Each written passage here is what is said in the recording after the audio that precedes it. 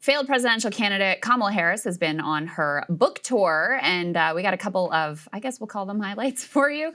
She had a guest appearance from Hillary Clinton, also took some protesters on. Let's go ahead and take a listen.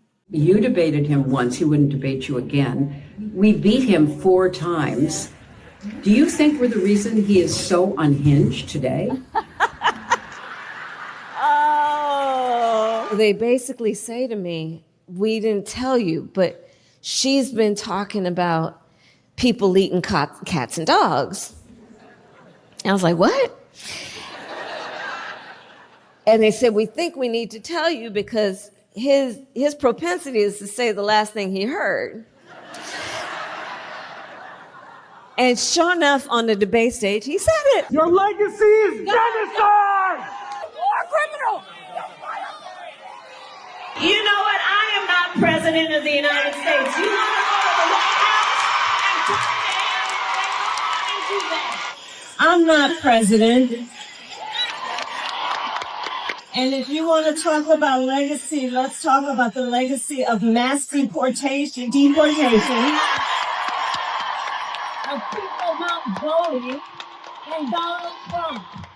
Mass deportations and people not voting. I mean, there's, I guess we'll start with Hillary. You know, the cope of we beat him 4 times in the debate. Well, if you did such a great job, why did neither of y'all end up president? Seeing these 2 ladies who were able to apparently lose to Trump. Yeah, I don't know. I'm curious for your, your view. Because this is a crystallizing thing amongst the elite Democrats. I don't know why. So her response there, she's got 2 parts of her response. Number 1, she says, well, I'm not president. Go talk to the guy who is. As if there haven't been protests of the Trump administration for their pro-genocide policy. I mean, he was confronted by protesters just down the street here when he was eating dinner, actually in a pretty wild failure of the Secret Service, frankly, and how close these protesters were able to get. But there's this mythology that as soon as Trump came into office, people stopped caring about Palestine. And that's just insane. I mean, I will say, I think for a variety of reasons, the protests were not as heightened as they were, you know, while she and Biden were in office. I think, number 1, because there was a sense like these are people that we may be able to actually influence. We're part of their theoretical coalition.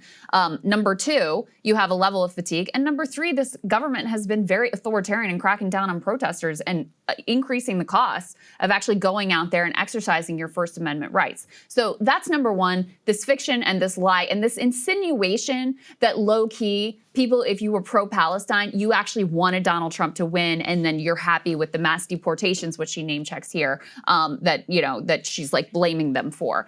The other piece here that just, of course, disgusts me and drives me absolutely batty is blaming the voters who didn't vote for her, who had, and those specifically, who had a moral objection and a red line around a literal genocide and could not bring themselves to vote for someone who was actively supporting and complicit in and refused to separate herself from, even on like this in the smallest level, from the execution of that genocide.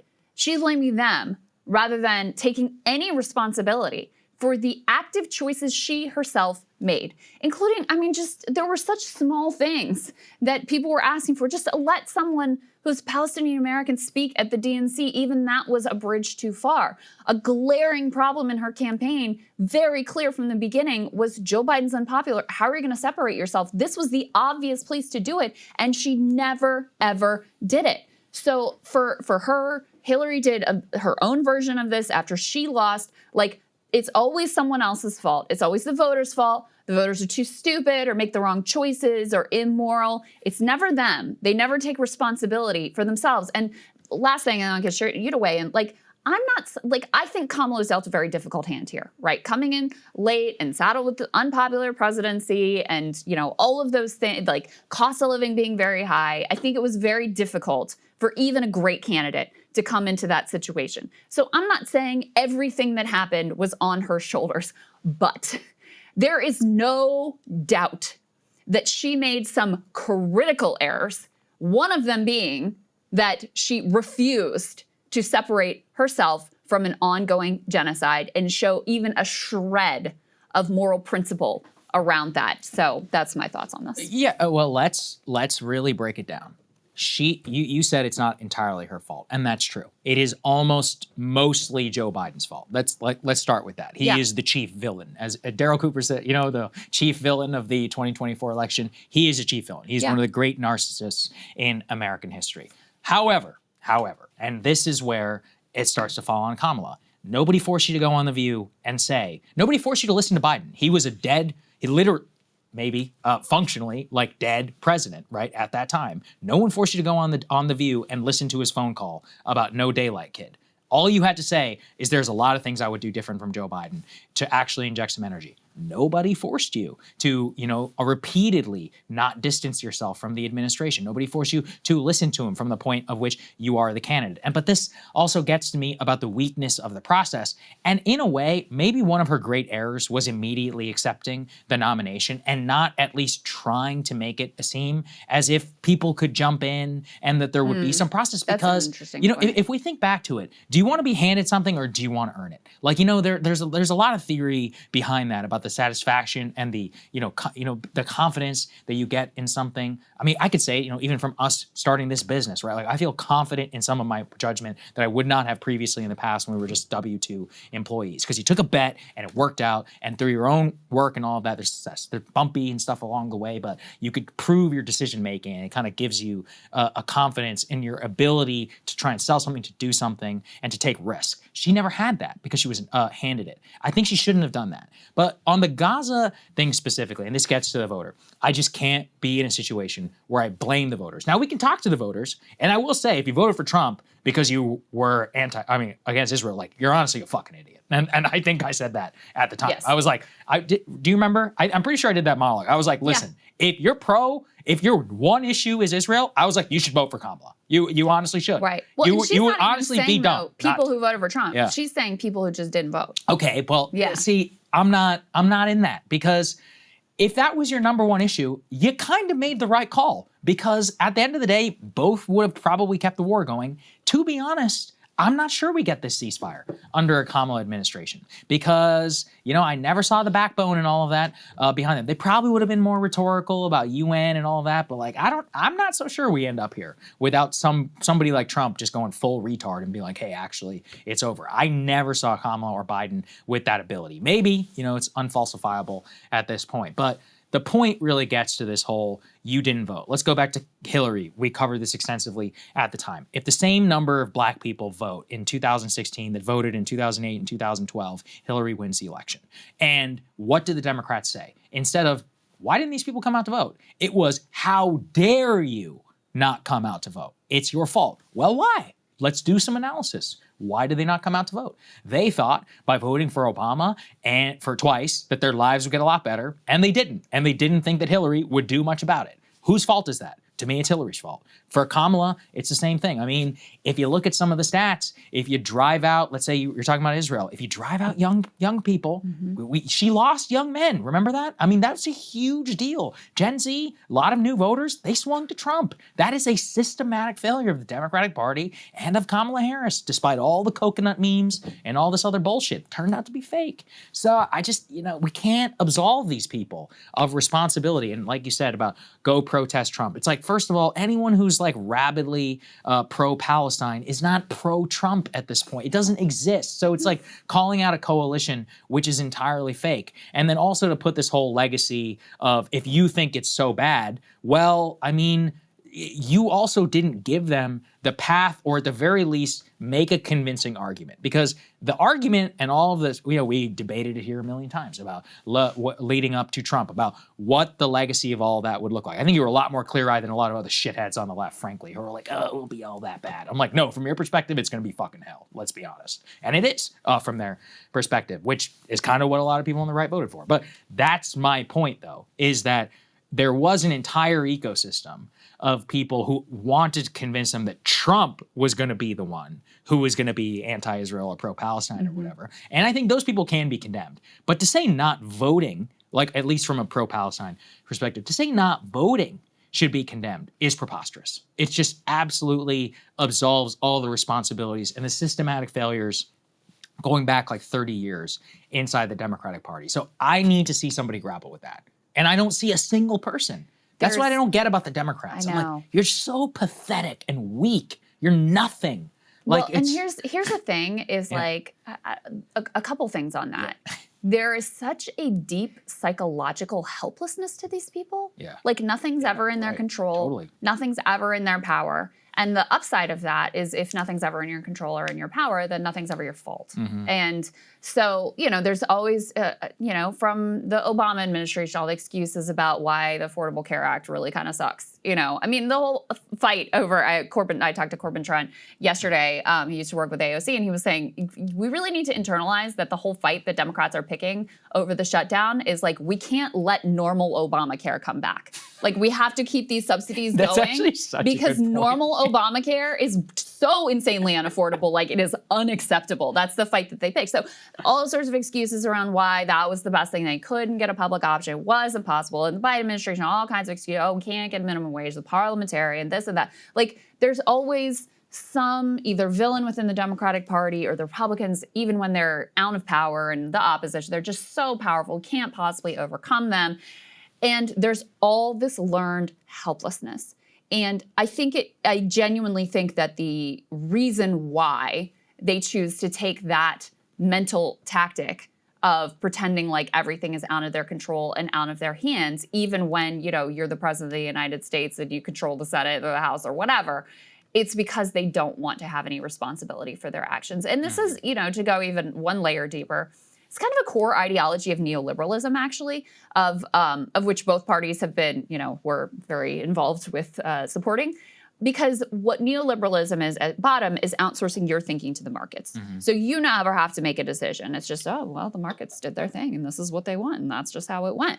So I think it's very deeply ingrained in the psychology. But I've also been thinking about the other thing that you just said, Saagar, which is part of why Democrats have, even in Trump 2.0, now that they're, they aren't the ones who were sending the bombs directly, and many of them are still voting for it, but why they've had such a hard time separating from Israel and calling it a genocide and saying this is unacceptable and we have to stop it and forcefully resisting it is because they know that they were complicit and they don't want to take responsibility for that. Yeah, it's true. They don't want to have to go back and say, you know what, we fucked up. And you guys who were protesting us, you were actually right. You were correct.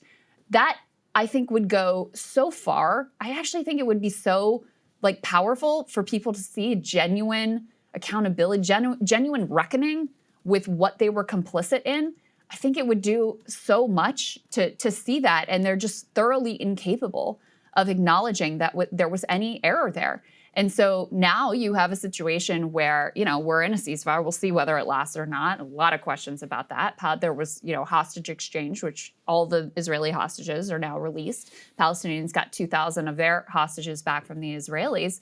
And you've missed your moment, really, to be able to have that reckoning. You've missed your moment to be able to really take a moral high ground over, what the Trump administration has done here. Maybe it would have been concluded more quickly under Kamala. Maybe they wouldn't have had the complete starvation. We know the Biden administration did push and, maintain some higher level of aid than was maintained under the Trump administration, where he didn't have the total and complete starvation. We'll never know. And you never took the time. You, Kamala Harris, and, others in the Democratic Party, but specifically you, never came out and said, I object to this thing that the Trump administration is doing on Gaza. Here's if I was president, here's what I would have done differently. You never did that. So we have nothing to go on that you would have been different or better in any way. Yeah, and, if you want pitch perfect proof of all this, Obama and Marc Maron from Marc Maron's last podcast. Let's take a listen. As you get older, Michelle and I joke about this, no matter how much you want to pretend otherwise, you're starting to get a little out of touch. You're not completely, plugged into the zeitgeist. And it happens naturally. It just happens. Yeah. Look, my brain doesn't register TikTok. Yeah, mine either. The same way that it does my 16-year-old niece. Right. Right? You got to get a guy to do it for you.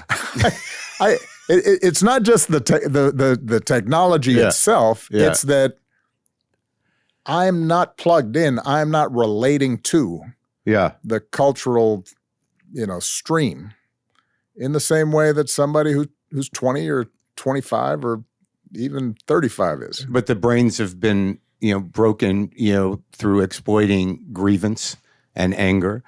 And, in talking about the left, that the fact that so many decided to not vote out of protest because they didn't feel that the situation in Israel, the ethnic cleansing of Gaza and whatnot, was not going to be dealt with by Kamala, or however that goes. So you get this protest vote of people not willing to make a compromise for what you used to talk about as the incremental progress. Yeah. The incremental progress. I got an email recently. It said, "You seem very worried about the destruction of norms, yet you always talk about how during that time period, you talked about how those norms were bad." And that's why, because I lived through this shit. George W. Bush and Obama, who lectured me about, the norms of the whole. Meanwhile, what was happening? The entire apparatus of American life collapsed around us. We sacrificed our empire abroad for what? For Iraq. We sacrificed our economy in 2008 for the bankers. And through that entire time, we kept giving them, we said, please save us. We're going to vote for you. They said, oh, don't worry. We're going to pass the Affordable Care Act. I love your point. We can't let Obamacare return to normal Obamacare because that will fuck people over. What does that tell you about Obamacare? We voted for the homeowners. What happened? We voted for prosecution. What happened? We voted for more regulation. We got fucking Dodd-Frank, and now look at our economy right now. Same with getting out of Iraq. So that their high-minded liberalism or their high-minded conservatism destroyed this country, and that's why I'm like, as bad. Yes, I've become an acceleration. As scary and all these things may seem, I don't know. For me, I still have some faith that we'll turn on the other side because I lived 25 years under their regime. I was born under Bill Clinton. Consider the progress of the United States economy and of U.S. foreign policy since that time that I was born in 1992. How can you still worship at the altar of these norms? You cannot. And so we can argue about what the norms and new norms and all that should be, but I cannot live in a world where I have this motherfucker lecturing at me with his chin up again about how fine things are and about the better angels of our nature while shit just continues to get worse every single year. That is the thing that is very jarring. Yeah. I listened to this whole conversation and I wanted to pull that TikTok point he made about how he's out of touch because I thought it was it was one of the more honest parts of the podcast. He's like, I don't really get it today. Like, I'm kind of out of touch. So that's why I don't say that much about politics because I'm not really in touch with what people are thinking anymore. And I was like, wow, that's actually interesting level of self-awareness. But I also want to say, I think being out of touch, like, that's a choice. Like, you could go, it's not like TikTok is not that hard to understand. Mm-hmm. You could go on TikTok, you would understand. Like, I'm not on TikTok and I fully am understanding what's going on. It's not hard. Yeah, and also, you choose who you interact with. Like, you surrounded yourself with a bunch of like celebrities and rich people. And so, yeah, you're gonna be out of touch. I mean, that is a choice that you have made. So that was one piece. And then the other part, it's very jarring to see him still doing like a 2012 style of politics while the world is burning around you. You said his vibe is like, oh, everything's fine and we'll all compromise and we'll take the high road when they take the low road. It's like, that shit is so far, we are so far past that. So yeah, it felt like listening to him talk, it really did feel like a relic from another era. And I know we joke about, like, let's say they got rid of term limits and you get the Trump-Obama matchup. And, we've always said, oh, like, Obama would crush him. And I think Obama would have beat him in 2016. I'm not so sure anymore because watching that, he just felt so far removed from the actual energy and the concern that people have. This thing that he's always been accused of, which has always been true, of sort of like standing aloof. Yes, that's what he does. Observing society from afar and not really feeling like he has a stake in it. That was one thing in 2012. It's another one right now. Like, when the shit is hitting the fan and, autistic kids are being stolen from their parents on the streets of Chicago, an apartment building raided, and we just oversaw a genocide. Like, in the moment of right now, to do your just remove, I'm above it all and I'm just going to tell you from on high where things have gone astray, especially when you are a significant part of the reason that things went on this track, because you promised a different politics and you didn't deliver for people in the way that people thought that you would. Yeah, I don't know how that would go over with the American people at this point. I'm not so sure. Look, that was from a left perspective. From the right, it's like, who flooded this country, Obama? You, all right? You're the one who chose all, like, basically cultural politics. He is literally everything that went wrong. He was elected on a class anti-war message, and he turned it to become the cultural war president. That's who he was. That's ultimately his only real legacy is like DACA, the Affordable Care Act. Oh, fantastic little contribution that you did there. And the woke era. It began under him in 2014. It was a disaster. Now, again, there's a lot of blame and all that stuff to go around, but you did not fulfill those core promises. And so the latter stage of your administration that set up the Trump victory is ultimate. Like those problems were not solved under your administration. You could have headed off a lot of this. And so I think you're right. I don't think he would beat Trump today. In 2024, I don't think there's a chance that he could actually come because Trump is a creature of the moment. Exactly. And you're not. He's a monster, in my opinion, monster of the moment, but he is a creature of the moment. And Obama is a relic of the past. Obama is a symptom and a relic of a time when we still had hope. If you're young, you actually don't remember that. You know, I was talking to a journalism class recently. These kids are like 19, right? They didn't know what the Mueller investigation was, Krystal. They literally didn't even remember Mueller. So that was 8 years ago. Wow. So imagine trying to talk to them about Obama in 2008. Literally ancient history. They have no memory of a time when we still had actual faith in our political institutions. And it's because of him that I don't, personally. Between Bush and him, I said, this shit is rigged. It is fake. There is nothing redeeming left inside of these people, the Washington establishment or any of that. Now, yeah, I think there's a lot of criticism and stuff to go around, but like you really have to remember how much faith everybody put in withdrawing from Iraq and 2008 and how things would go to where we ended up in what is it, January of 2017 when Obama left office. If you didn't live through that, you can't understand how we actually got to where we are right now. Well, and this is again where the neoliberal impulse towards zero responsibility and helplessness comes in, because like you can't help but look, your 2 terms in office were followed by Donald Trump. So you did, you were somewhat, now part of it, I do think there was like a, mass racial backlash to him. Like I do think that was part of what fueled the fire, and Trump was part of that, right? With the birtherism conspiracy and all of that. But that doesn't absolve you of, like, there were a lot of exits off the highway of where we were headed to now. And one of the biggest ones was 2008. And then also he has stuck his hands back in our politics at strategic points to also make sure that the Democratic Party doesn't become a party of the now, like creatures of the now, to make sure that specifically the Bernie wing of the party is blocked. Whether it was his intervention in the DNC race, obviously intervened extraordinarily in 2020. I mean, he also is a big part of the reason why he's the one who anointed Hillary Clinton for 2016. Like she was his choice. So his fingerprints are all over the present day Democratic Party, which is such a failure. And there's no reckoning with that. Certainly not. Who presided over the largest loss in black wealth ever? First black president. I mean, nobody ever grapples with that one. You talked about racial backlash. Sure, a lot of white people in 2012 voted for him in Ohio. A lot of white people all over America in a lot of red states today put their faith in Barack Hussein Obama after 4 years. Okay, no one forced you this man won to do Indiana. This man won. He won Ohio. Yeah, he won North Carolina. That's why everyone always talks about that crazy. race thing. I go, yeah, maybe in Alabama and all these places. Fuck, he still won a lot of red states today, and even in 2012. Before all this happened. So. These people have agency, and they could have done a lot of stuff if they wanted to actually fix the country. So anyway, this is a long way of saying a lot of it is Obama's fault, and you can see why I hate him so much. All right, let's get to Ken Vogel. Hey, if you like that video, hit the like button or leave a comment below. It really helps get the show to more people. And if you'd like to get the full show ad-free and in your inbox every morning, you can sign up at breakingpoints.com. That's right. Get the full show, help support the future of independent media at breakingpoints.com.